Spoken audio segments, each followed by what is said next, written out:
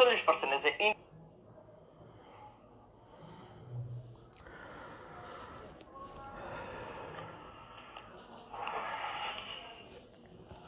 আচ্ছা, তো আজকে হচ্ছে শতকরা থার্ড ক্লাস করাবো। এখানে গতদিন আমরা পড়াইছিলাম টাইপ 9 পর্যন্ত, তা না সরি টাইপ 8 পর্যন্ত। আজকে হচ্ছে টাইপ 9 থেকে শুরু। তো ফার্স্ট হচ্ছে টাইপ 9 সহজ টাইপ। প্রথমে 1 নম্বর কোশ্চেন, এটা 35 পিলিতে আসছে। কলার দাম 20% কমে, তাহলে দাম কি 20% কমছে। 20% কম হওয়াতে 12 টাকায় আগের চেয়ে 2টা কলা বেশি পাওয়া যায়। তাহলে প্রত্যেকটা কলার বর্তমান দাম কত? তাহলে খেয়াল করেন, 12 টাকায় 2 কলা বেশি। এটা হচ্ছে জেনারেল উপাত্ত, মানে কলার দাম কমছে। কত পার্সেন্ট কমছে? 20% কমছে। তাহলে একজন লোক 12 টাকা নিয়ে দোকানে যেত, আজকেও 12 টাকা নিয়ে গেছে। দেখা গেছে আগে যতটা কলা দিত, আজকে 2টা কলা বেশি পাওয়া যাচ্ছে। তাহলে ওই 2টা কলার দাম কিন্তু 20% কমের কারণে 2টা কলা বেশি পাচ্ছে। তাহলে এই যে 12 টাকা নিয়ে যাইতো, 12 এর 20% কত? 12 এর 20% কত? 12 ইন্টু 20/100। তো 20 দিয়ে 100কে কাটলে হচ্ছে 5। 5 দিয়ে 12কে কাটলে হয়, কাটাকাটি তো যায় না 5 দিয়ে 12কে, তো 12কে 5 দিয়ে ভাগ করতে পারেন। এরকম ভাবে ভাগ করলে 5 দুগুণে 10, হাতের থেকে 2, দশমিক দিয়ে শূন্য আসলে 4 5 20, মানে 2.4। তাহলে এই যে 2.4, এটা হচ্ছে কমছে কিন্তু, মানে 12 টাকার 20% মানে 2.4 টাকা, মানে 2 টাকা 40 পয়সা হচ্ছে দামটা কমছে। আর এই কমার কারণে সে 2টা কলা বেশি পাইতেছে। তো মোরাল অফ দ্য স্টোরি হচ্ছে, যে 2টা কলা বেশি পাচ্ছে, 2টা কলার বর্তমান দাম হচ্ছে 2.4 টাকা। তাহলে প্রতিটা কলার বর্তমান দাম কত? তাহলে 2টা কলার বর্তমান দাম যদি 2.4 হয়, তাহলে একটা কলার বর্তমান দাম কত? 2.4 ভাগ 2 ইকুয়াল টু 1.2। এটা হচ্ছে রেজাল্ট। এখন এই জায়গাটা অনেকে বুঝতে পারেন না যে কেন এই যে ফ্যাক্টটা। আপনারা প্র্যাকটিক্যালি চিন্তা করেন, আপনি 12 টাকা নিয়ে যাচ্ছেন দোকানে, আগেও এখনো 12 টাকা নিয়ে যাচ্ছেন, কিন্তু এই যে 2টা কলা আপনাকে এক্সট্রা দিচ্ছে এই 20% দাম কমার কারণে। তাহলে এই 20%-এর ভ্যালু হচ্ছে 2টা কলা। 20%-এর ভ্যালু হচ্ছে 2টা কলা, কারণ 20% কমাতে 2টা কলা বেশি পাচ্ছেন। তাহলে 20%-এর ভ্যালু হচ্ছে 2টা কলা। তাহলে 12-এর 20% কত? 2.4। তাহলে 2.4 হচ্ছে 2টা কলার দাম। তাহলে একটা কলার দাম 1.2 টাকা। আই থিঙ্ক বুঝতে পারছেন। পরে আসেন 2 নম্বর। চালের দাম 12% কমে। তাহলে 12% হচ্ছে চালের দাম কমছে 6,000 টাকায়। এবার হচ্ছে 6,000 টাকায় 1 কুইন্টাল। 1 কুইন্টাল মানে হচ্ছে 100 কেজি। ঠিক আছে, 1 কুইন্টাল মানে হচ্ছে 100 কেজি, এটা মুখস্থ রাখতে হবে। 1 কুইন্টাল মানে হচ্ছে 100 কেজি। তাহলে চালের দাম 12% কমে যায়, 6,000 টাকায় 1 কুইন্টাল চাল বেশি পাওয়া যায়। তাহলে 1 কুইন্টাল চালের বর্তমান দাম কত? এই আগের মতোই, আপনি 6,000 টাকার 12% বের করেন। ধরেন 6,000 টাকার 12% কত? 6,000 ইন্টু 12%, তাহলে 6,000 ইন্টু 12% মানে হচ্ছে 12/100। তাহলে আমাদের কাটাকাটি যদি এবার করি, এই 2 শূন্যর সাথে এই 2 শূন্য কাটা, তাহলে 6 12 72, আর হাতের থেকে শূন্য। তাহলে 6,000 টাকার 12% কমা মানে 720 টাকা কমছে। আর এই 720 টাকা আপনি 1 কুইন্টাল চাল বেশি পাচ্ছেন। মানে এই 1 কুইন্টাল চালের দাম হচ্ছে এই যে 12% কম, এই 12% কমের ইফেক্টে 1 কুইন্টাল চাল বেশি পাচ্ছেন, মানে 100 কেজি বেশি পাচ্ছেন। তাহলে 100 কেজি চালের দাম হচ্ছে 720 টাকা। ঠিক আছে, তাহলে আপনাকে চাইছে 1 কুইন্টাল চালের বর্তমান দাম কত? তার অ্যান্সারটা হচ্ছে 720 টাকা। আর এই কোশ্চেনটা আবার একটু অন্যভাবে বলতে পারে যে তাহলে প্রতি কেজি চালের বর্তমান দাম কত? তাহলে 1 কেজি চালের 100 কেজির দাম যদি হয় 720 টাকা, তাহলে 1 কেজির দাম কত হবে? 720 বাই হচ্ছে 100 টাকা, শূন্য একটা কাটা, 10 দিয়ে 72কে ভাগ করলে 7.2 হয়। তাহলে 1 কেজি চালের বর্তমান মূল্য হচ্ছে 7.2 টাকা। আর রিটেন যদি হইতো, তাহলে 1 কেজি চালের পূর্ব মূল্য কত এটাও আপনাকে বের করতে বলতো। তাহলে 1 কেজি চালের বর্তমান মূল্য যদি 7.2 হয়, তাহলে পূর্ব মূল্য কত এটা আবার একটু অন্যভাবে করতে হবে। যেমন 12% কমছে, তাহলে 12% কমলে 88% মানে হচ্ছে এই টাকাটা। যখন আমাদের বর্তমান দাম কত 88%, কিন্তু আগের দাম ছিল 100%, তাহলে 12% কমে প্রেজেন্ট ভ্যালু হচ্ছে 88%। তাহলে আপনি যদি করেন এই 88%-এর ভ্যালু হচ্ছে 7.2 টাকা বর্তমান মূল্য প্রতি কেজি চালের। তাহলে 1% কত 7.2/88, আর 100% কত হবে এর সাথে 100 গুণ হবে, অর্থাৎ 7.2 ইন্টু 100 বাই হচ্ছে 88। এটা হচ্ছে ক্যালকুলেশন করলে যা আসে। কাটাকাটি তো একটু জটিল হবে, কারণ এখানে সংখ্যাটা ওই রিলেটেড না। আপনাকে যদি এই ধরনের অঙ্ক দেয় প্রতি কেজি চালের দাম পূর্বমূল্য, তখন আপনার সংখ্যাটা এমনভাবে দিবে যেন এখানে কাটাকাটিটা সুন্দর করে মিলে যায়। বাট এটা ক্যালকুলেশন করলে প্রতি কেজি চালের পূর্বমূল্য পাওয়া যাবে, যেটা বর্তমান মূল্য হচ্ছে 7.2। তো আবার আমি অঙ্কটাকে যদি পুরো হাইলাইট করি, দেখেন 12% দাম কমছে। আপনি 6,000 টাকা নিয়ে আগেও দোকানে যেতেন, এখনও দোকানে যান। ধরেন আপনি একটা নির্দিষ্ট দোকান থেকে প্রতি মাসে গিয়ে 6,000 টাকা দিয়ে বলেন ভাই আমারে চাল দেন। উনি আপনারা যে কোনো একটা অ্যামাউন্টে চাল দিত, ধরেন 200 কেজি 300 কেজি হোয়াট এভার। আজকেও গিয়ে বললেন যে ভাই আমার 6,000 টাকা দিন, ভাই আমার চাল দেন। দেখা গেল উনি আপনার 100 কেজি চাল বেশি দিতেছে। আপনি যে গেলেন যে ভাই চাল 100 কেজি বেশি দিলেন কেন? তখন উনি বললো যে ভাই দাম কমছে 12%, এই জন্য আপনি 100 কেজি বেশি পাচ্ছেন। তার মানে 12%-এর দাম হচ্ছে 100 কেজি। তাহলে এই 12% কত? 6,000 টাকার 12% মানে হচ্ছে 720 টাকা। এই যে ক্যালকুলেশন করে দেখালাম। তার মানে 720 টাকা দিয়ে আপনি 1 কুইন্টাল অর্থাৎ 100 কেজি চাল বেশি পাচ্ছেন। তাহলে এই 100 কেজির দাম হচ্ছে 720 টাকা, যেটা হচ্ছে এই প্রশ্নের উত্তর 2 নম্বর। পরবর্তীতে আমি অ্যাডভান্স কিছু অঙ্ক করছি, যে যদি আপনাকে বলতো যে প্রতি কেজি চালের বর্তমান মূল্য কত, তাহলে 100 কেজির দাম 720 টাকা হইলে 1 কেজির দাম 7.2 টাকা। এটা হচ্ছে বর্তমান মূল্য। এখন আপনাকে বলতে পারে প্রতি কেজি চালের পূর্ব মূল্য কত, তাহলে বর্তমান মূল্য 7.2, তাহলে পূর্ব মূল্য তো একটু বেশি হবে, কারণ দাম কিন্তু কমে 7.2 আসছে বর্তমানে, 12% কমে। তাহলে আগের মূল্যটা 100%, বর্তমান মূল্যটা হচ্ছে 88%, কারণ 12% কমে গেছে। তাহলে এই 88%-এর ভ্যালু হচ্ছে এটা 7.2। 1%-এর ভ্যালু 100%-এর ভ্যালু, পূর্ব মূল্যটা বেরোবে। এই হচ্ছে আমাদের প্রসেস আর কি। তো এই 2 নম্বর অঙ্কের মতোই আপনারা অঙ্ক নাম্বার করতে পারেন 3, ধরেন নিজেরা করবেন। আমি 4 নম্বরটা আবার করাই দিই। কোয়েশ্চেন 4 দেখেন, আরেকটা অঙ্ক করাই দিই এই টাইপে। এই অঙ্কগুলো একই জাতের। এবার হচ্ছে চালের মূল্য 20% বৃদ্ধি পাইছে, তাহলে 20% হচ্ছে বৃদ্ধি পাইছে 750 টাকায়। 750 টাকায় পূর্বাপেক্ষা 5 কেজি চাল কম পাওয়া যায়। 5 কেজি কম স্বাভাবিক, চালের দাম বাড়ছে, তাহলে একই টাকায় গেলে আপনাকে তো কম হবে। তাহলে এই যে 20% বৃদ্ধি পেয়েছে, 20% কিন্তু আপনার 5 কেজির দাম। তাহলে 750 টাকার 20% কত? 750 ইন্টু 20% মানে হচ্ছে 20/100। এবার সরাসরি লিখি, তাহলে শূন্য এটার সাথে 1 টাকাটা, এটার সাথে এখানে 1 টাকাটা, তাহলে 75 দুগুণে 150। তাহলে এই যে 150 টাকা হচ্ছে 5 কেজির দাম। এটা কি বর্তমান মূল্য, ঠিক আছে? 5 কেজির বর্তমান মূল্য হচ্ছে, 5 কেজির দাম হচ্ছে বর্তমানে 150 টাকা। তাহলে 1 কেজির দাম হচ্ছে 150 ভাগ 5 ইকুয়াল টু 30 টাকা। এটা হচ্ছে প্রতি কেজির বর্তমান মূল্য। কিন্তু আপনাকে বলছে 1 কেজি চালের পূর্ব মূল্য কত, তাহলে আমি বর্তমান মূল্যটা করাই দিছি, যদিও এটা উত্তর না, কিন্তু যদি বর্তমান মূল্য চাই তাহলে উত্তর 30। আমাদের বের করতে বলছে পূর্ব মূল্য কত প্রতি কেজি চালের। তাহলে খেয়াল করেন বর্তমান দামটা আপনার কত 120%, কিন্তু আগের দাম যদি 100% হয়, বর্তমান দাম হচ্ছে 120%, কারণ 20% বাড়ছে। আর এই 120%-এর দাম হচ্ছে এই যে এটা 30 টাকা। তাহলে 120% যদি 30 টাকা হয়, 1% কত 30/120, আর 100% কত পূর্বমূল্য, এই 30/120 ইন্টু হচ্ছে 100। বাকিটুকু কাটাকাটি, এই 30 দিয়ে 120-কে কাটলে 4, 4 দিয়ে 100-কে কাটলে হচ্ছে 25। তার মানে আমাদের অঙ্কের অ্যান্সারটা 25 টাকা।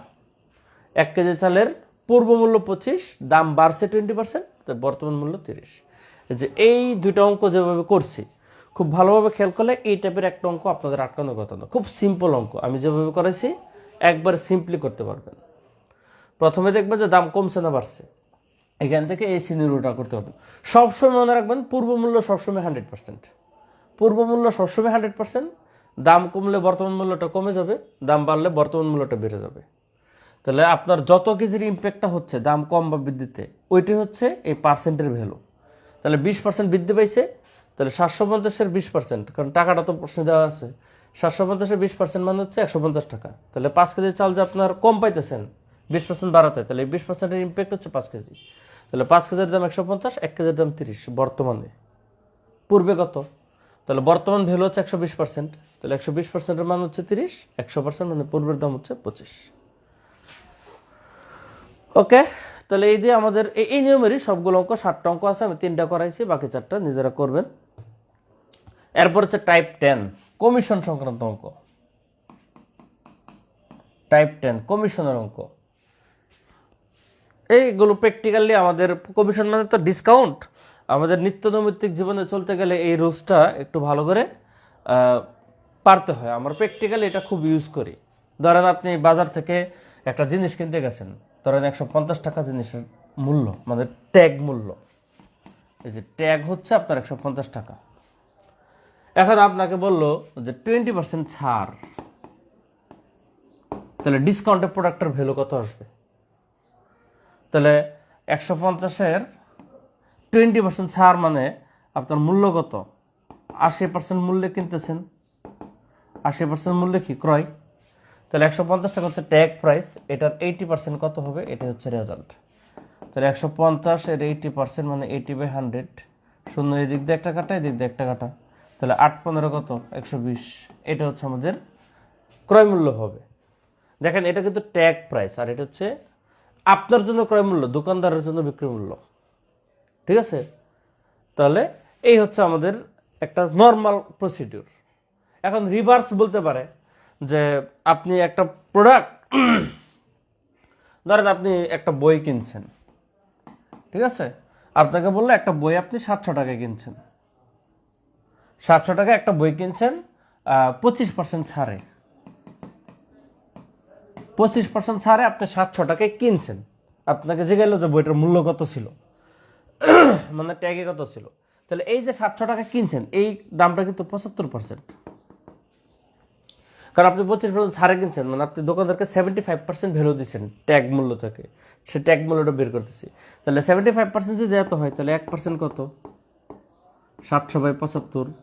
আর 100% কত? কারণ ট্যাগ মূল্য তো 100% ছিল। তাহলে যে 700/75 ইন্টু হচ্ছে 100। এটা র্যান্ডম লিখছি তো, এই জন্য ক্যালকুলেশন হয়তো একটু জটিলতা আসতে পারে। যেমন 25 দিয়ে কাটে, এটা 4, এটা হচ্ছে 3, 3 দিয়ে 700-কে ভাগ যায় না, দশমিকের একটা ভ্যালু আসবে। ঠিক আছে? ধরেন এটা যদি 600 দিয়ে দিতাম, তাহলে অঙ্কটা সহজ মিলে যেত। 600 200 হয়, 4 200 হচ্ছে 800 টাকা হয়। এই হচ্ছে ফ্যাক্টর। যদি 600 হয় তাহলে ক্যালকুলেশনটা মিলে যাবে। পরীক্ষা অঙ্ক দিলে এগুলো মিলিয়ে দেয়। তাহলে এই কমিশনার ম্যাথগুলো হচ্ছে এই কনসেপ্টে করতে হবে। চলেন আমরা একটু অঙ্ক করি। 1 নম্বরই করি। 20% ছাড়ে, তাহলে ডিসকাউন্ট কত? 20% ছাড়ে একটি কলমের দাম হচ্ছে 144 টাকা। তাহলে কলমটির প্রকৃত দাম কত ছিল? মানে ব্যাপারটা হচ্ছে 20% ডিসকাউন্ট আপনি কিনছেন 144 টাকায়, তার মানে আমরা কিনছি কিন্তু 80% দামে। এই 80%-এর ভ্যালু হচ্ছে 144 টাকা। তাহলে প্রকৃত মূল্য সবসময় 100%। তাহলে 1%-এর ভ্যালু 144/80, আর 100%-এর ভ্যালু হচ্ছে 100 দিয়ে গুণ। তাহলে আপনি যদি কাটাকাটি করেন, 0 0 কাটা, আরও কাটাকাটি, যে 2 দিয়ে এটা কাটলে 5, এটা হচ্ছে 4, আবার 4 দিয়ে এটাকে কাটাকাটি করা যাবে, 4 3 দিয়ে করলে 12, হাতের থেকে 2 2 গিয়ে 4কে দিলে 24, 4 6 24 36। তাহলে 5 দিয়ে 36 গুণ, 5 6 30, 0 হাতের আছে 3, 3 5 15, 3 18। তাহলে প্রোডাক্টটার গায়ে লেখা ছিল 180 টাকা। এই 180 টাকাকে আমি 20% ছাড়ে কিনছি হচ্ছে 144 টাকায়। তাহলে আমাদের অ্যান্সার কিন্তু এটা 180। প্রকৃত মূল্য কত ছিল? 2 নম্বর কোয়েশ্চেন, জাহিদ 10% কমিশনে, তাহলে 10% হচ্ছে কমিশন। জাহিদ 10% কমিশনে একটা বই ক্রয় করে দোকানিকে 180 টাকা দিল, তার মানে দোকানদারের সে দিছে 90% ভ্যালু, আর 90%-এর ইম্প্যাক্টে সে টাকা দিছে 180 টাকা, কারণ 10% ডিসকাউন্ট পেয়েছে। বইয়ের দাম কত জানি না, বলছে ভাই 10% ডিসকাউন্ট, টাকা দেন, তাহলে টাকা দিছে 180 টাকা। তার মানে আপনি 10% ডিসকাউন্ট পাইছেন, মানে আপনি প্রোডাক্টটার যে ট্যাগ প্রাইস আছে, মানে বইয়ে যে মূল্য থাকে তার মূল্য থেকে আপনি 90% মূল্য দিয়ে কিনছেন, 10% ছাড় পাইছেন। তাহলে 90% মূল্যে ইম্প্যাক্টে সে 180 টাকা দিচ্ছে। তাহলে বইটার প্রকৃত মূল্য কত, মানে 100% কত? 1% হচ্ছে 180/90, আর 100% হচ্ছে যেখানে 100 দিয়ে গুণ। এরপরে যে 0 0 কাটা, 9 দিয়ে এটা কাটলে হচ্ছে 2, 2 × 100 হচ্ছে 200 টাকা। খুবই সহজ অঙ্ক। ধরেন 3 নম্বর কোয়েশ্চেন, এটাও করি। একটি বইয়ের মূল্য হচ্ছে 24, তাহলে মূল্য 24 টাকা দেওয়া আছে। এই মূল্য হচ্ছে প্রকৃত মূল্যের 80%, তাহলে 80% মানে হচ্ছে 24, 1% মানে হচ্ছে 24/80, তাহলে 100% কত? আমি প্রকৃত মূল্যটা বের করতে চাচ্ছি আর কি। বইয়ের মূল্য হচ্ছে 24 বলছে, কেনা মূল্য মনে করেন, তাহলে এটা হচ্ছে প্রকৃত মূল্য, যে মূল্যটা অ্যাকচুয়ালি আছে তার 80% হচ্ছে এই টাকাটা। তাহলে প্রকৃত মূল্যটা কত? 100%। তাহলে ক্যালকুলেশন করলে কত? 20 দিয়ে কাটলে এটা 4, এটা হচ্ছে 5, আর 4 দিয়ে এটা কাটলে 6, 4 × 24, তাহলে 5 × 30। তাহলে এটা হচ্ছে আমাদের প্রকৃত মূল্য 30 টাকা। এখন বলছে বাকি মূল্য সরকার ভর্তুকি দিয়ে থাকে, তাহলে সরকার প্রতি বইয়ে কত টাকা ভর্তুকি দেয়? তাহলে 30 টাকা হচ্ছে প্রকৃত মূল্য, সেলিং প্রাইস হচ্ছে 24 টাকা, আর বাকি টাকাটা সরকার ভর্তুকি দেয়। তাহলে 30 টাকার সেলিং প্রাইস 24 টাকা, তাহলে সরকার ভর্তুকি দিচ্ছে প্রতি বই প্রতি 6 টাকা। এই সমস্ত অঙ্ক যতটুকু ম্যাথ, তার চেয়ে বেশি হচ্ছে কমন সেন্স। আমরা নিত্যনৈমিত্তিক ক্ষেত্রে এই জিনিসগুলো প্রচুর ইউজ করি। আচ্ছা ধরেন আরও করাই। 5 নম্বর কোয়েশ্চেনটা দেখেন, এই নিয়মেরই, এগুলো একই জাতীয় অঙ্ক। কোয়েশ্চেন 5, একটি বই 15% কমিশনে বিক্রি করা হয়, তাহলে বইয়ে 15% কমিশনে বিক্রি করা হয়। বলছে বইয়ের প্রকৃত বিক্রি মূল্য 120 টাকা হলে বইটি কত টাকায় ক্রয় করা যাবে? ঠিক আছে, তাহলে প্রকৃত বিক্রি মূল্য যেটা হচ্ছে, প্রকৃত বিক্রি মূল্য অলওয়েজ মনে রাখবেন যেটা ট্যাগ প্রাইস। তাহলে ট্যাগ প্রাইস হচ্ছে 120 টাকা। তাহলে আপনাকে বলছে 15% কমিশনে বইটা কত টাকায় ক্রয় করা যাবে। তাহলে 120 টাকার 15% ডিসকাউন্ট, আমি ডিসকাউন্টটা বের করি যে কত টাকা ছাড় পাবো, তাহলে আমাদের দামটা বেরোবে। অথবা সরাসরি আপনি 85% দিয়ে ম্যাটটা করে ফেলতে পারেন, যে 15% ডিসকাউন্ট মানে হচ্ছে আমি 85%। আর যদি চিন্তা করেন কত টাকা ছাড় পাবেন, তাহলে 15% বের করে দেবে। তাহলে 120 × 85% মানে হচ্ছে 85/100। এখন কাটাকাটি করতে গেলে 0 একটা সিম্পলি কাটা, তারপর হচ্ছে 2 দিয়ে কাটলে এটা 5, এটা হচ্ছে 6, এরপরে 5 দিয়ে 85 কাটলে 5 × 17 = 85। তাহলে আমাদের দাম হচ্ছে 6 × 17, 6 × 17 42, 2 হাতের আছে 4, 6 × 6 = 4, 10, 102 টাকা হচ্ছে বইটার সেলিং প্রাইস, বিক্রয় মূল্য 102 টাকা।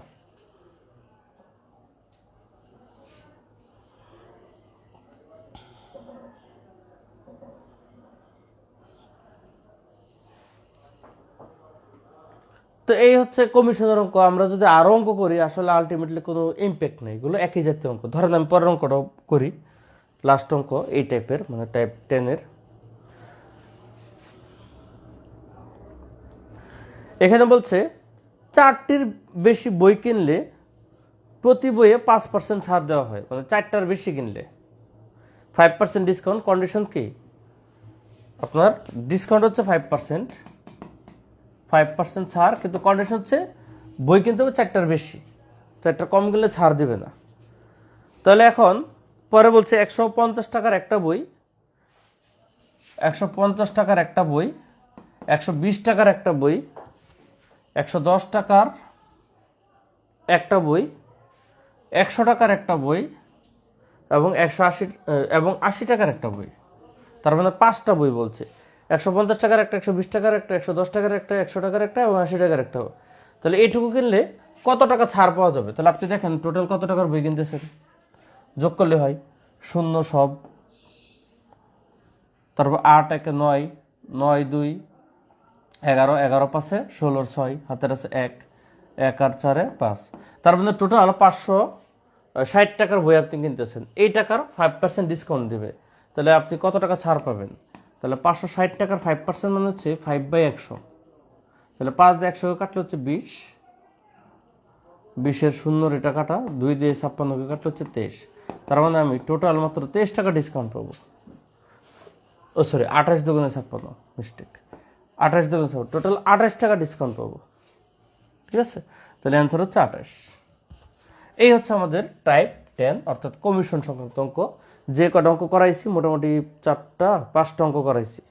টোটাল বইয়ে 10টা অঙ্ক আছে, এই একই নিয়মের 5টা করাইছি, এর বাইরে কোনো নিয়ম নেই। এরপরে আসেন টাইপ 11, এটা হচ্ছে নির্বাচন বা ভোট সংক্রান্ত অঙ্ক।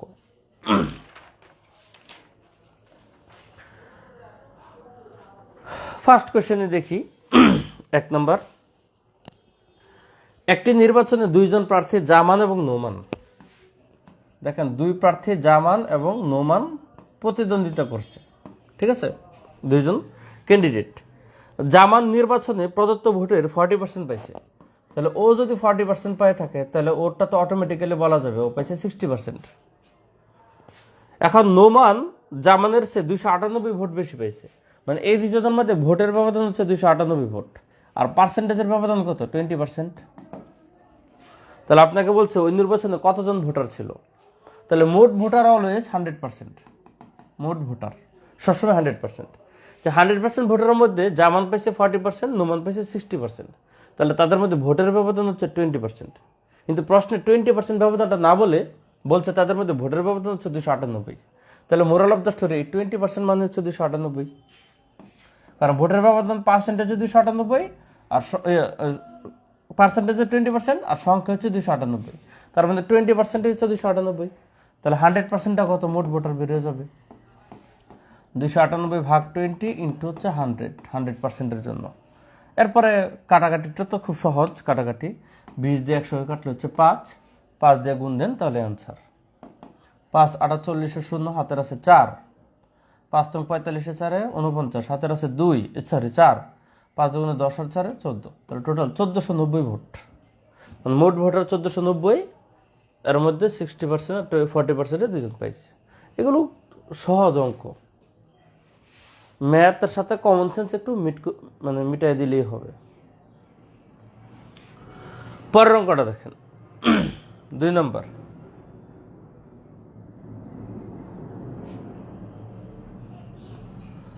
না সাজেশন আজকে দিব না রাজীব, এক্সেশন রাজীব, সাজেশনটা একটু কাজ করতেছি বুঝছেন, হুট করে তার সাজেশন দেওয়া যাবে না, পুরা সিলেবাসের সাজেশনটা দিতে হবে। একটা অধ্যায়ের মধ্যে কতগুলো টাইপ চিন্তা করেন, আমার তো কাজের কিছু স্টেপ আছে। এই যে পরশুদিন হচ্ছে আপনাদের দিলাম কি জানি, এই যে বিজ্ঞানের কারেকশনটা দিলাম, এরপরে আপনাদের যে প্রিলি ম্যাথের সাজেশনটা ধরছি, এটার শেষে পরে আবার প্রিলি সায়েন্সের সাজেশনও ধরবো। এই কাজ করতেছে মোটামুটি 5-7 দিন লাগবে এই একটা কাজ করতে, অনেক অধ্যায় না।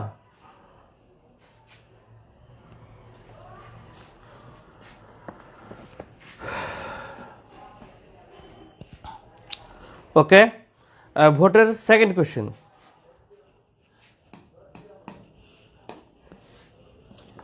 কোন নির্বাচনী এলাকায় মোট ভোটার সংখ্যার 8% বৃদ্ধ ভোটার,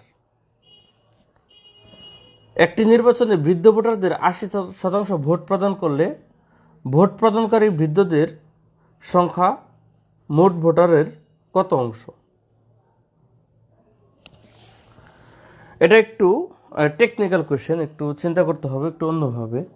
দেখেন আমাদের 100 জন মনে করেন যে টোটাল ভোটার একটা এলাকায়, তো এর মধ্যে 8% হচ্ছে বৃদ্ধ, তার মানে 8 জন হচ্ছে বৃদ্ধ।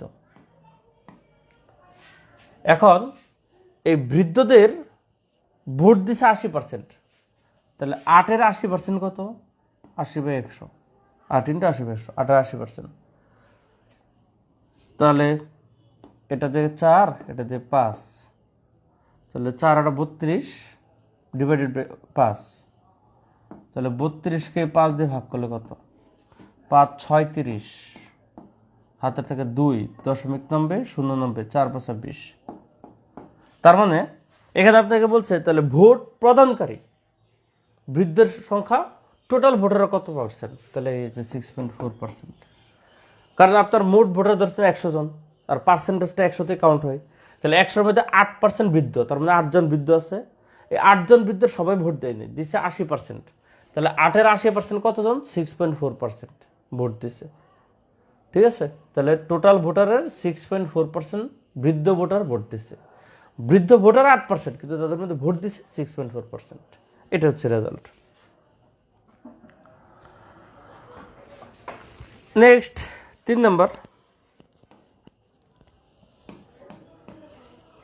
একটা ভোট কেন্দ্রে উপস্থিত ভোটারের 60% ভোট পেয়ে একজন প্রার্থী নির্বাচন হয়েছে। মানে যে জয়ী হয়েছে সে হচ্ছে 60% ভোট পেয়েছে, আর যে হারছে বিজিত সে পাইছে 40% ভোট। ঠিক আছে, তো তাদের মধ্যে এই যে আগের মতোই ভোটের পার্সেন্টেজ হচ্ছে 20%, কিন্তু প্রশ্ন বলছে তিনি একমাত্র প্রতিদ্বন্দ্বী অপেক্ষা 7,500 ভোট বেশি পেয়েছে। তাহলে ভোট কেন্দ্রে কতজন ভোটার উপস্থিত ছিল, মানে 100% ভোটার কত? তাহলে এই যে 20% মানে হচ্ছে 7,500, 1% হচ্ছে 7,500 ভাগ 20 ইন্টু 100% কত? এটা হচ্ছে রেজাল্ট। এটা দিয়ে এটা কাটলে হচ্ছে 5 দিয়ে গুণ দেন, অ্যান্সার হয়ে যাবে। 5 0 0, 5 0 0, 5 5 25, 5 হাতের আছে 2, 5 7 35, 2 37। এটা হচ্ছে টোটাল ভোটার 37,500। এখানে আমি একটু বেছে বেছে একটু কঠিনগুলো করাই। এখানে 4 5 এই দুইটা অঙ্ক এই সেম নিয়মের, এই জন্য দুইটা একটু স্কিপ করে গেলাম। নেক্সট কোয়েশ্চনটা দেখেন 6 নাম্বার।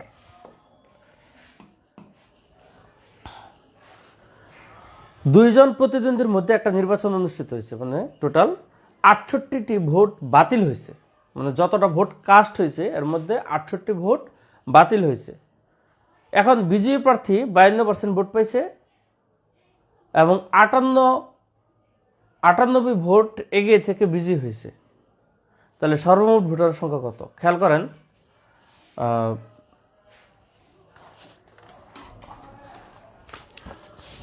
ধরেন আমরা তো জানি না, ধরেন মোট ভোটার, অঙ্কটা একটু অন্যভাবে করতে হবে। মোট ভোটার মনে করেন 100%, সংখ্যাটা জানি না, 100%। এখন বা 100 জনই চিন্তা করেন, মোট ভোটার হচ্ছে 100%, আমরা সবসময় জানি। এখন যে জয়ী পাইছে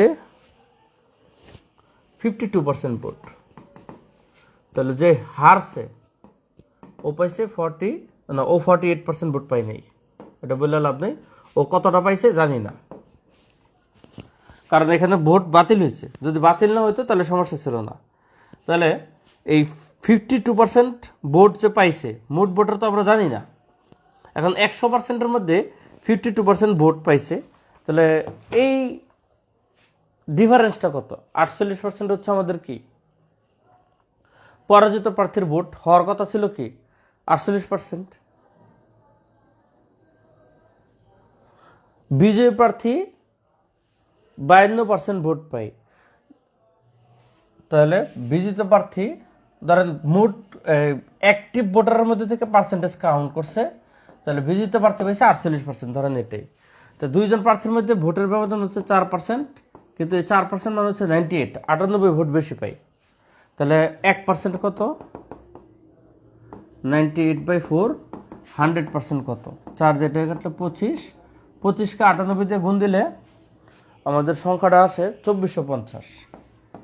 তাহলে এতগুলো ভোট হচ্ছে মানে অরিজিনাল ভোট, যে ভোটগুলো টিকছে। এই টিকা ভোটের মধ্যে 52% হচ্ছে উইনার পাইছে, 48% হারা পাইছে। দুজনের মধ্যে পার্সেন্টেজ হচ্ছে 4%। এই 4% হচ্ছে ডিফারেন্সটা 98 প্রশ্ন বলা আছে। তাহলে 100% হচ্ছে এত, কিন্তু মোট ভোটার কিন্তু এত না। এতক্ষণ যেটা করছি এর সাথে আমাদের নষ্ট ভোট হিসাব করতে হবে। নষ্ট ভোট কয়টা? 68টা। এই যোগ দিলে আমাদের রেজাল্ট আসবে 2518। তাহলে অ্যান্সার হচ্ছে 2518। আগের মতো শুধু একটু এক্সট্রা আর কি।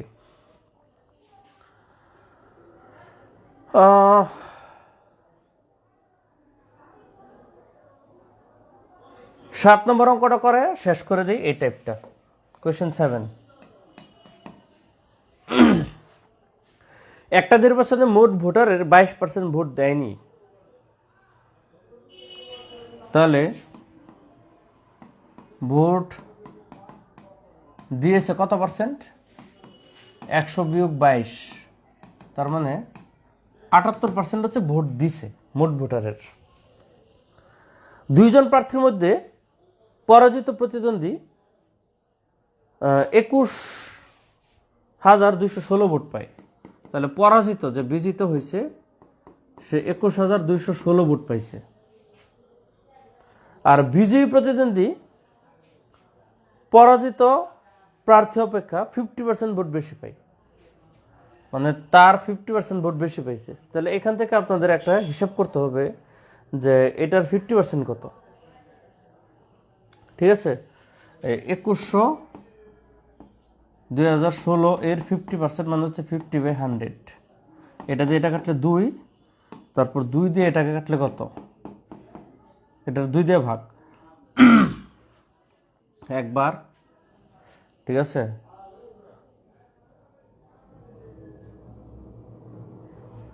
আচ্ছা বের করি, সমস্যা নাই। তারপর হচ্ছে 0 বার, একবার তো যাই না, 0 কিন্তু দিলে 12, 6 বার, তারপর আবার এটাকে যাই না 0 বার, আবার এটাকে যায় 3। এটা হচ্ছে সরি, পরে 16কে দিলে 8। এটা হচ্ছে 2 দিয়ে ভাগ করলে। তাহলে এই যে 10,608 ভোট, এই ভোট হচ্ছে বেশি পাইছে। তাহলে জয়ী প্রার্থী ভোট পাইছে কত? জয়ীর ভোট হবে এই 21,216 প্লাস হচ্ছে এই 10,608 ভোট, মানে সেই টোটাল পাইছে। এই দুটো যোগ করেন, যোগ করলে আসবে 31,824, 31,824 ভোট। তার মানে যে জিতছে সে পেয়েছে এত ভোট, যে হারছে সে পেয়েছে এত ভোট। এখন আপনাকে প্রশ্ন করছে যদি বিজয়ী প্রার্থী 60% ভোট পেয়ে থাকে টোটাল ভোটের মধ্যে, তাহলে ওই এলাকায় মোট ভোটার কতজন? তাহলে আপনার এটা তো বেড়েই হয়ে গেছে, ওই এলাকায় মোট ভোটার। এখন কিন্তু আপনি এই বিজেপি প্রার্থী 60%, এটা দুইভাবে এখন অঙ্কটা করা যাবে। এই যে এটা বেরোইছে, এই পার্সেন্টেজটা হচ্ছে 60%, তাহলে 100% কত এভাবে করতে পারেন। 60% মানে হচ্ছে 31,824, মানে বিজেপি প্রার্থী হচ্ছে 60% ভোট পাইছে। তাহলে 1% কত? 31,824 ভাগ হচ্ছে 60, আর 100% কত? 100 দিয়ে গুণ। তো যদি কাটাকাটি করেন, 0 0 কাটা, তারপর এটা 3, এটা হচ্ছে 5, 2 দিয়ে কাটলে আর কি 3 দিয়ে এটাকে কাটাকাটি করা যায়। 3 ওকে 3, 1 একে যায় না, পরে 18 ধরলে 6, তারপর হচ্ছে 2 রে যায় না, পরে 24 ধরলে 8। এই ভোটটা আর কি, এটা হচ্ছে আমাদের 3 দিয়ে, তারপর হচ্ছে আবার 5 দিয়ে গুণ দিব। এগুলো বড় সংখ্যা। আসলে এটা কিসের উপর এক্সাম? 2019 সালে বিএডিসি সহকারী হিসাবরক্ষণ কর্মকর্তা। আমার মনে হয় কোনো কোনো চাকরি পরীক্ষা ক্যালকুলেটর দেয়, নাহলে এত বড় সংখ্যা কিভাবে করবেন? আমার করতে সময় লাগতেছে, আপনার তো আরো সময় লাগবে। 5 আর 40 0, হাতের আছে 4, 5 0 0, তাহলে 4 থাকবে। 5 30 0, হাতের আছে 3, 5 0 0, 3 থাকবে, তাহলে 5 কে 5, তাহলে 53,040 জন হচ্ছে টোটাল ভোট।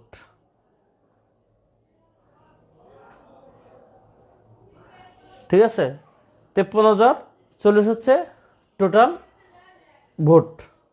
এটা কিসের ভোট? এই ভোটটা হচ্ছে আপনার টোটাল যারা ভোট দিছে, টোটাল ভোট। আমি কিন্তু বলছি 53,040 হচ্ছে টোটাল ভোট, কিন্তু টোটাল ভোটার বলি নাই। আপনি এভাবে বের করতে পারেন, অথবা আরেকটা কাজ করতে পারেন যে এই জয়ী প্রার্থী যে ভোট পাইছে আর এই হারার যে ভোট পাইছে, এই দুইটা যোগ করে দিলে, যেমন এই দুইটা যদি আপনি যোগ করে দেন তবু এই সংখ্যাটা আসবে। দুইভাবে করতে পারেন আর কি। তো আমার মতে হচ্ছে অযথা এখানে পার্সেন্টেজ না করে এটা যোগ করে ফেলাটাই বেশি বেটার হয়। আমি এই পার্সেন্টেজের দিকে না গেলাম, এখানে করেন। দেখেন বিজিত প্রার্থীর টোটাল ভোটটা প্রশ্নে দেওয়া আছে, বলছে জয়ী প্রার্থী তার 50% বেশি পায়, তাহলে এই সংখ্যাটার 50% বের করলে এই ভোটটা হয়। ভাইয়া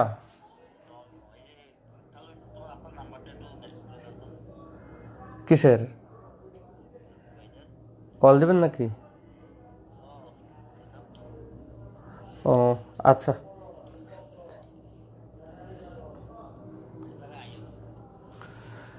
তাহলে এইটুকু ভোট বেশি পাইছে, তাহলে হারার সাথে এইটুকু ভোট যোগ করলে জয়ী প্রার্থীর ভোটটা বের হয়। তাহলে জয়ীর ভোট আর হারার ভোট যোগ করলে আমাদের টোটাল যে কয়টা ভোট কাস্ট হয়েছে সেটা বের হবে। তাহলে এই ভোটটা কিন্তু 78%।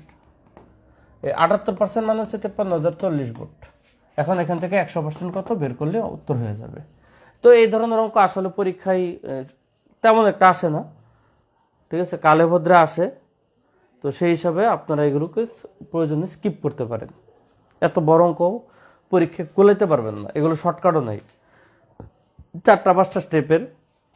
তো দু একটা ধরেন কোন একটা পরীক্ষায়, ধরেন এটা যে পরীক্ষা আসছে 2019 সালে, এমন হতে পারে যে ধরেন যেহেতু হিসাব রক্ষণ কর্মকর্তা হিসেবে আসছে, তো একটু ম্যাথ ক্রিটিক্যালি দিবে তাদের জাস্টিফিকেশনের জন্য।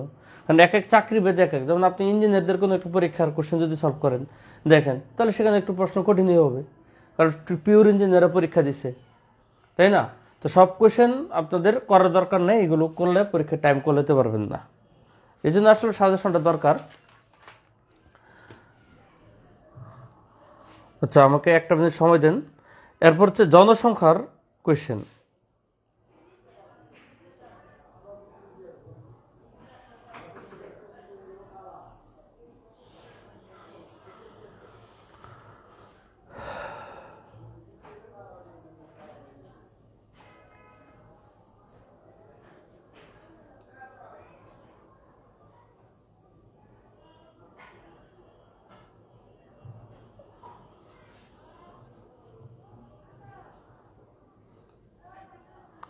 এরপর হচ্ছে জনসংখ্যা সংক্রান্ত কোয়েশ্চেন, টাইপ 12।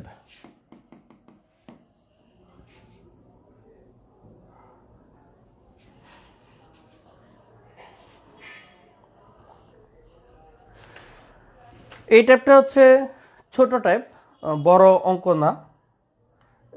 এই সংক্রান্ত অঙ্কটা রিটেনে আবার একটু ভালো আসে, কিন্তু প্রিলিমিনারির জন্য অতটা গুরুত্বপূর্ণ না, মাঝে মধ্যে দু একটা জায়গায় আসে আর কি, নিয়মিত পরীক্ষা আসে ওইরকম টাইপ না। তো প্রথম কোশ্চেন 1 নম্বর, এটা 21 সালে আসছে। কোন একটা শহরের জনসংখ্যা হচ্ছে 64 লক্ষ। 1 2 3 4 5, এটা হচ্ছে জনসংখ্যা। এখন জনসংখ্যা বৃদ্ধির হার প্রতি হাজারে 25 জন।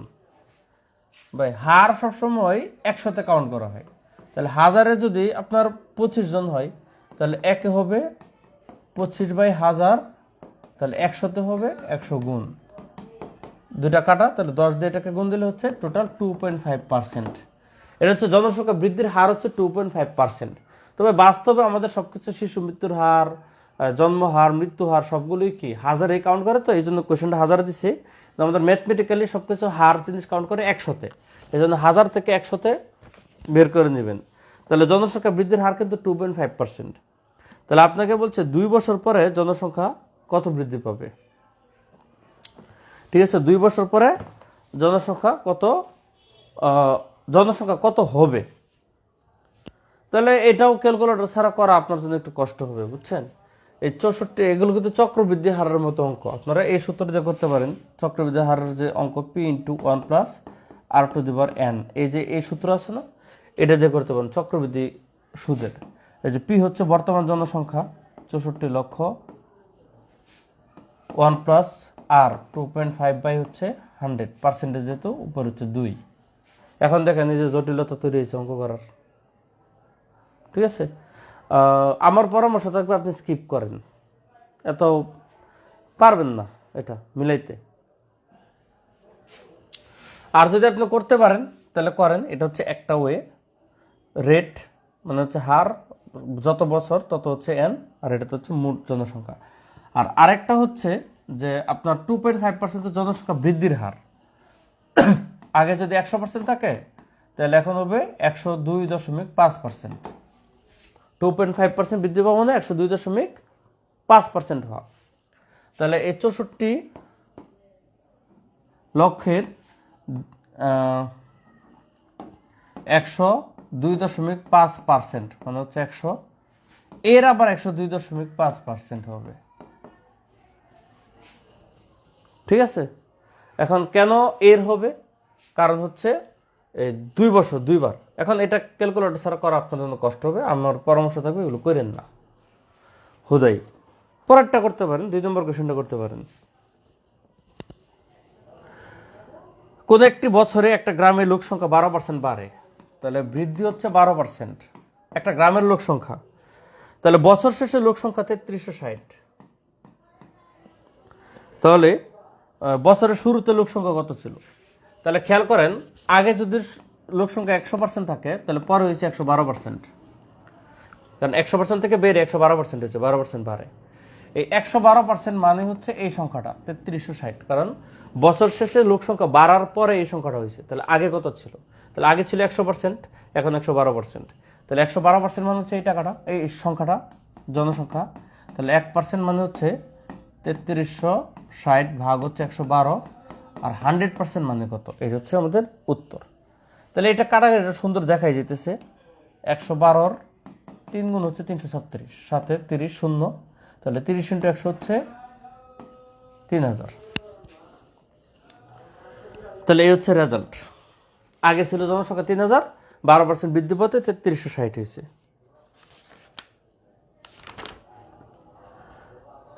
জনসংখ্যা থেকে দেখেন টোটাল 5টা অঙ্ক আছে এবং এগুলোর কোনো প্র্যাকটিসে দেয় নেই। এই ম্যাথে আপনারা মাস্ট বি করবেন, ঠিক আছে?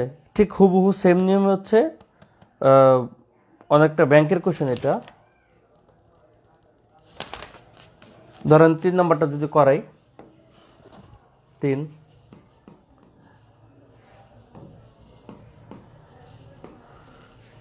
একটা দশকে মানে 10 বছরে কোন একটা শহরের জনসংখ্যা 1,75,000 থেকে বৃদ্ধি পেয়ে টোটাল হয়েছে 2,62,500। আচ্ছা, এখান থেকে 1,75,000 বাদ দেন, তাহলে এই বিয়োগফলটা আসে 87,500। মানে এতজন জনসংখ্যা বাড়ছে। এটা কিন্তু বর্তমান প্রেজেন্ট, আর এটা ছিল পাস্ট। আগের জনসংখ্যা বাড়ছে হচ্ছে 87,500 জনগণ। তাহলে জনসংখ্যা বৃদ্ধির বার্ষিক হার কত? তাহলে বার্ষিক হার বের করতে গেলে তো আপনাকে করতে হবে, 10 বছরে বাড়ছে এত, তাহলে প্রতি বছর বাড়ছে কত? এটা 10 দিয়ে ভাগ দেন, তাহলে 8,750। এটা হচ্ছে প্রতি বছর বাড়ছে।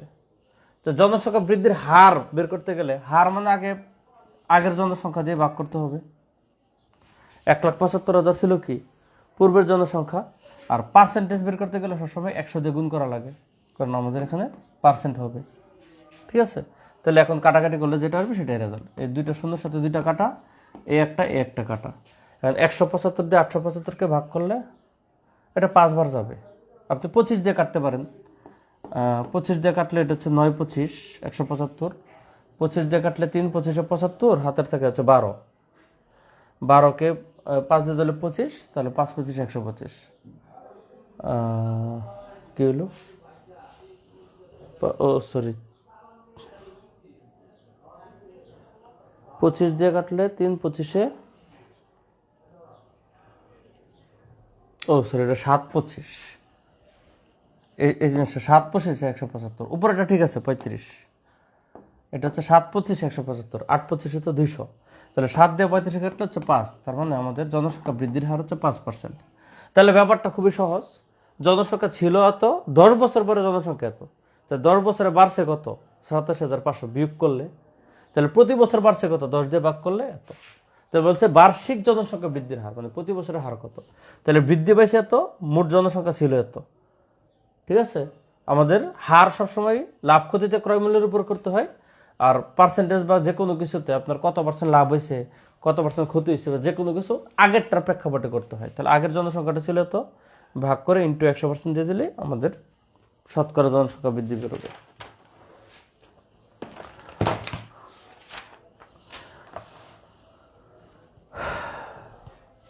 এখানে বাকি অঙ্কগুলো অতটা গুরুত্বপূর্ণ না, এই জন্য আমি এটা স্কিপ করে ফেললাম।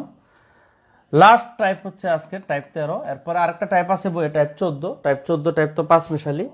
তো যথারীতি আমি 5 মিশালি টাইপটা ক্লাসে ইউজুয়ালি করি না, এটা আপনাদের করতে দিই। আপনাদের কিন্তু ক্লাসটা আমি টানা শেষ করার পরে পোস্ট দিয়ে দিয়ে সলভ ক্লাস নেব। এর মধ্যে যাদের সমস্যা আছে জানাবেন। টাইপ 13 1 নম্বর। প্রথমে একটু জটিল অঙ্ক করি, এটা একটু বড় এবং জটিল। একটা কোম্পানির পুরুষ কর্মকর্তা 30% এবং মহিলা কর্মকর্তা 50% বিবাহিত। যদি ওই কোম্পানির মোট কর্মকর্তা 40% মহিলা হয়, তাহলে ওই কোম্পানির টোটাল কতজন অবিবাহিত, শতকরা কতজন? আচ্ছা, আমরা হিসাবের সুবিধার্থে মোট কর্মকর্তা ধরে নিই 100, বুঝছেন? তাহলে 100 জনের মধ্যে আপনাকে বলছে ওই কোম্পানিতে 40% হচ্ছে মহিলা, 40% হচ্ছে মহিলা। আর তাহলে পুরুষ কত? পুরুষ হচ্ছে 60%। আমরা সরাসরি সংখ্যাই ধরি, 40% মানে 40, ঠিক আছে?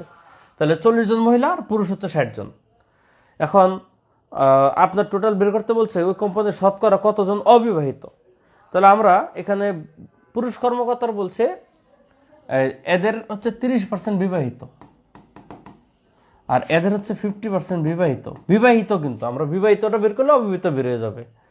তাহলে মহিলা কর্মকর্তা 50% বিবাহিত মানে 20 জন বিবাহিত, আর পুরুষের 30%, তাহলে 60-এর 30% কত? 60 × 30%, 18 জন। তাহলে 18 জন হচ্ছে বিবাহিত। তাহলে 20 আর 30 কত? 38 জন বিবাহিত। অর্থাৎ টোটাল 100 জনের মধ্যে বাকি 72 জন কি অবিবাহিত। 72 না 62, 72 না, এটা 62। 100 থেকে 38 গেলে 62, 62 জন অবিবাহিত, আর এটাই তো পার্সেন্টেজ। তাহলে 62% হচ্ছে অবিবাহিত। খুব সহজ কথা, দেখেন এই সিস্টেমে মোট ধরেন 100 জন লোক আছে, তার প্রশ্নে বলে দিচ্ছে 40% মহিলা। তাহলে 40 জন মহিলা 100, তাহলে বাকি 60 জন পুরুষ। আর মহিলার 50% বিবাহিত, তাহলে 50% মানে 20 জন বিবাহিত, 40-এর 20। আর পুরুষের 30% বিবাহিত, তাহলে 60-এর 30% হচ্ছে 18 জন, তাহলে 18 জন বিবাহিত। তাহলে টোটাল বিবাহিত পুরুষ হচ্ছে 18 জন, মহিলা 20 জন, তাহলে বিবাহিত হচ্ছে টোটাল 38 জন। তাহলে 100 জনের মধ্যে 38 জন বিবাহিত হলে তাহলে অবিবাহিত কত? 62 জন। এই হচ্ছে রেজাল্ট আর কি। ইমিডিয়েট পরের কোয়েশ্চেনটি করি, 2 নম্বর কোয়েশ্চেন। এখানে বলছে একটি বাক্সের মধ্যে, একটা বক্সে 2/3 60 পরীক্ষা করার পর 4টি ত্রুটিযুক্ত এবং 36টি ত্রুটিমুক্ত পাওয়া গেছে, ঠিক আছে? তো 85% 60 ত্রুটি মুক্ত পেতে হলে অবশিষ্ট 60-এর মধ্যে কতটি ত্রুটি মুক্ত 60 পেতে হবে? আচ্ছা, একটু খেয়াল করে দেখেন, এখানে ধরেন এই বক্সে 60 আছে, কতটা জানি না, ঠিক আছে? তো এর মধ্যে এইটুকু হচ্ছে চেক হয়েছে, আর এটা হচ্ছে আনচেক, চেক হয় নাই। চেক হয়েছে হচ্ছে 2/3, তাহলে আমাদের আনচেক কত আছে? 1/3, মানে 3/2 অংশ চেক হয়ে গেছে। এই চেকের মধ্যে দেখা গেছে 4টা পাইছে ত্রুটিযুক্ত। খেয়াল করেন, 4টা হচ্ছে ফল্ট আর 36টা হচ্ছে ফ্রেশ। ফল্ট ফ্রেশ তো একই রকম, ফল্ট আর এটা হচ্ছে ধরেন ফ্রেশ 60 পাওয়া গেছে 36টা। তাহলে টোটাল 60 কিন্তু সে 40টা 60 চেক করছে। তাহলে 3/2 যদি 40টা হয়, একটা দেখেন যে 2/40 হলে 1 ভাগ কত? 20। তার মানে টোটাল 60 কিন্তু 60টা আছে। 60টা 60-এর মধ্যে 40টা 60 চেক হয়েছে, আর এই 20টা 60 চেক হয় নাই। আনচেক 60 হচ্ছে 20টা আছে। একটু বিবেচনা করে দেখেন, এর মধ্যে 36টা ফ্রেশ 60 পাওয়া গেছে, 4টা হচ্ছে ফল্ট পাওয়া গেছে। এখন আপনাকে বলছে টোটাল 85% 60 হচ্ছে ত্রুটি মুক্ত পাইতে হবে, মানে ফ্রেশ পাইতে হবে। তাহলে 60-এর 85% কত? দেখেন, কাটাকাটিটা করে দেই। 0 0 কাটা, 2 দিয়ে কাটলে এটা 3, এটা হচ্ছে 5, আর 5 দিয়ে কাটলে হচ্ছে 17। তাহলে 3 17 হচ্ছে 51টা। তার মানে তার 51টা শার্ট তার পাইতে হবে ত্রুটি মুক্ত।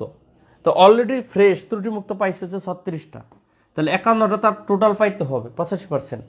এখান থেকে 36টা পাইছে, তাহলে অবশিষ্ট শার্টের মধ্যে তার 15টা শার্ট ত্রুটি মুক্ত পাইতে হবে। মানে আর যে 20টা শার্ট আছে, ওই 20টা শার্টের মধ্যে তার 15টা শার্ট ত্রুটি মুক্ত পেতে হবে। আপনারা বইয়ের ব্যাপারটা বাদ দিয়ে আমার এই অনুসারে করবেন, দেখেন ম্যাথটা সহজ মনে হবে। দেখেন টোটাল আমাকে 60টা শার্ট যা আছে, প্রশ্ন কিন্তু বলে নাই, বলছে যে 2/3 শার্ট আমি চেক করছি। তাহলে চেক করছি কয়টা? টোটাল 40টা। কারণ বলছে চেকের পরে তা আউটপুটটা এটা যে 36টা ফ্রেশ আর 4টা ঝামেলা, মানে রিজেক্টেড কাপড় পাইছি, ত্রুটিযুক্ত, রিজেক্টেড আর কি, গার্মেন্টসের ভাষায় যেটা বলা হয়। তাহলে এই 40টা শার্ট হচ্ছে আমার চেকিং হয়েছে 2/3। তাহলে 2/3 যদি 40 হয়, তাহলে 1/3 হবে 20। তাহলে টোটাল শার্ট হচ্ছে 60টা।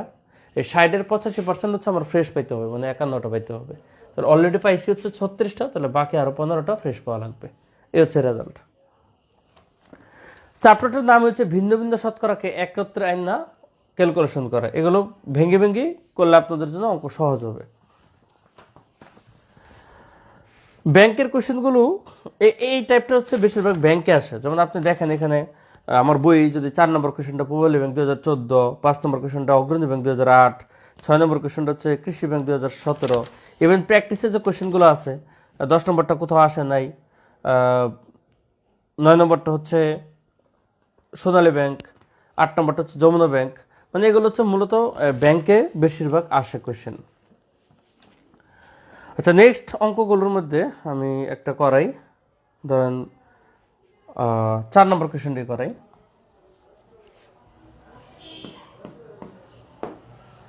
এখানে বলছে একটি শহরের 40% হচ্ছে অশিক্ষিত আর 60% হচ্ছে গরিব। দেখেন অশিক্ষিত এক জিনিস, গরিব আর এক জিনিস। তাহলে আমাদের দেখেন 40% হচ্ছে অশিক্ষিত, তাহলে 60% হচ্ছে শিক্ষিত। আর এদিক তো বলছে 60% বলছে হচ্ছে গরিব, তাহলে 40% হচ্ছে কি ধনী।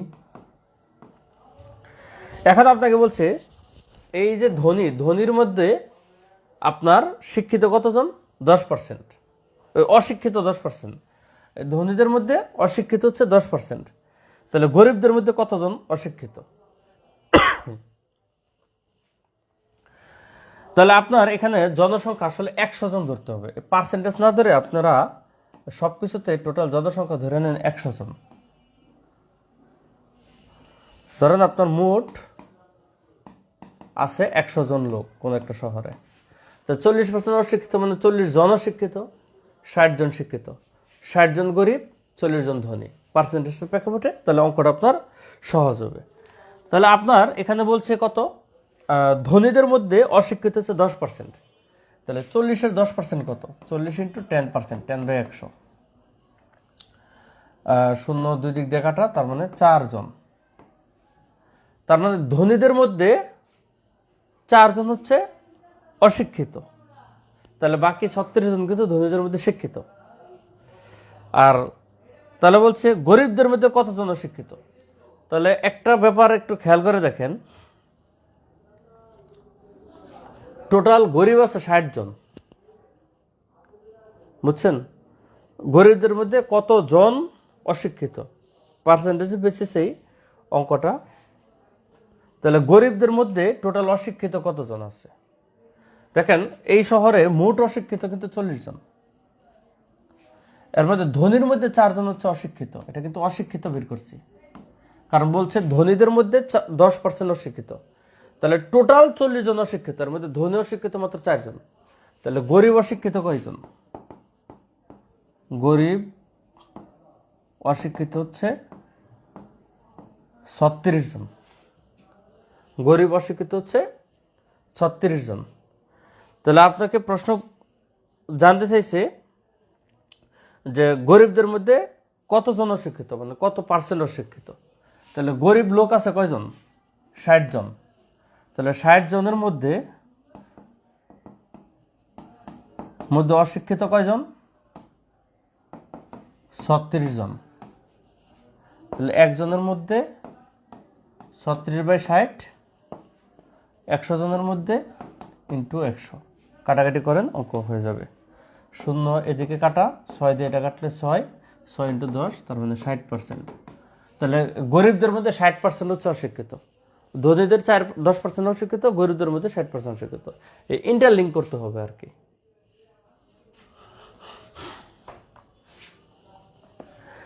আমি শুরুতে একটু বলে দিই আপনাদের, কিন্তু টাইপ 11 ঠিক অংশ আর কি। 11 যে প্রথম 5টা করাইছিলাম, এর আগ পর্যন্তই মূলত অঙ্ক পরীক্ষা বেশি আসে। অর্থাৎ এগুলো যদি আপনার একটু কোনো কারণে মাথার ভিতর নাও ঢোকে, আপনারা এগুলো একটু কম করতে পারেন। এই জিনিসগুলো হচ্ছে ব্যাংকের পরীক্ষার জন্য বেশি আসে, জেনারেল পরীক্ষা তেমন একটা আসে না। জেনারেল পরীক্ষা টাইপ 10 পর্যন্তই মূলত পরীক্ষা আসে, টাইপ 10। আচ্ছা, লাস্ট আরেকটা কোয়েশ্চেন করাই দিই।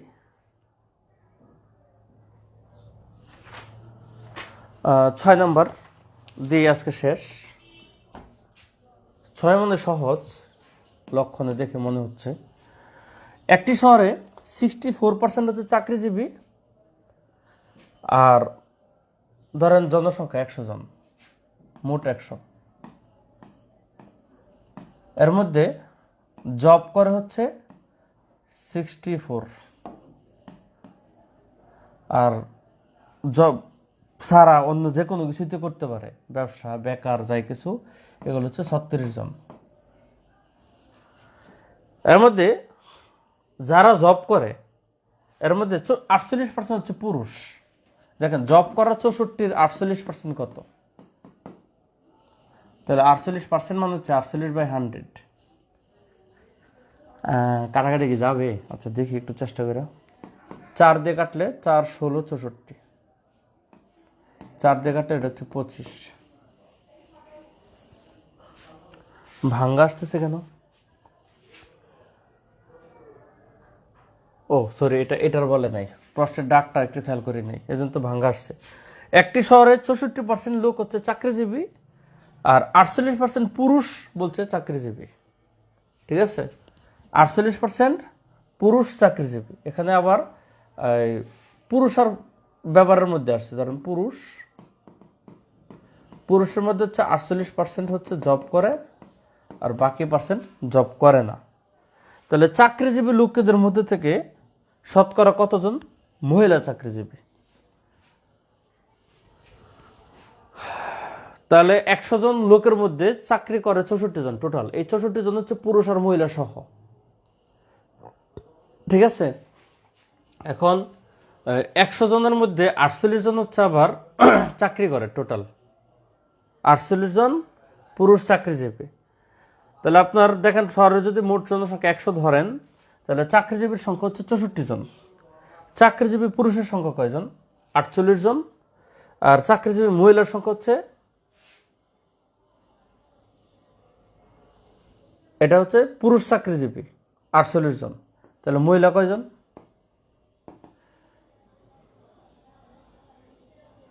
মোট জনসংখ্যার 48% জব করে পুরুষের মধ্যে থেকে। আর আমরা যেহেতু মোট জনসংখ্যা 100 ধরছি, তাহলে আমাদের পার্সেন্টেজটা দেওয়ার দরকার নেই। তাহলে 48 জন পুরুষ জব করে, খাঁটি বাংলা কথা। তাহলে মহিলা জব করে 64 জন। টোটাল জব হোল্ডার থেকে 48 জন বাদ দিলে এখানে পুরুষ 48 জন, মহিলা কতজন হবে? 2, 16 জন। তাহলে টোটাল এই সিনারিওটা দেখেন, টোটাল জনসংখ্যা 100, জব করে 64 জন, জব করে না 36 জন। সহজ কথা। এর মধ্যে 48 জন পুরুষ জব করে, অর্থাৎ টোটাল জব হোল্ডার 48 জন পুরুষ হলে 16 জন হচ্ছে মহিলা জব করে। তাহলে আপনাকে বলছে চাকরিজীবী লোকের মধ্যে থেকে শতকরা কতজন মহিলা জব করে? তাহলে চাকরিজীবী লোক হচ্ছে 64 জন, মহিলা জব করে 16 জন। তাহলে 16/64। চাকরিজীবীদের মধ্যে পার্সেন্টেজ জানতে চাইছে, ইন্টু 100%, এটা হবে রেজাল্ট। চাকরিজীবী 66 জনের মধ্যে 16 জন মহিলা কত পার্সেন্ট হবে? তাহলে 4, 16, 64, 4 দিয়ে টাকা 25, তার মানে 25% রেজাল্ট। এই হচ্ছে শতকরা শেষ হলো। আজকে আপনাদের আবার লাভ ক্ষতি ধরবো বিকালে, আর এটার সলভ হবে আমি পোস্ট করে জানাই দিব। আল্লাহ হাফিজ।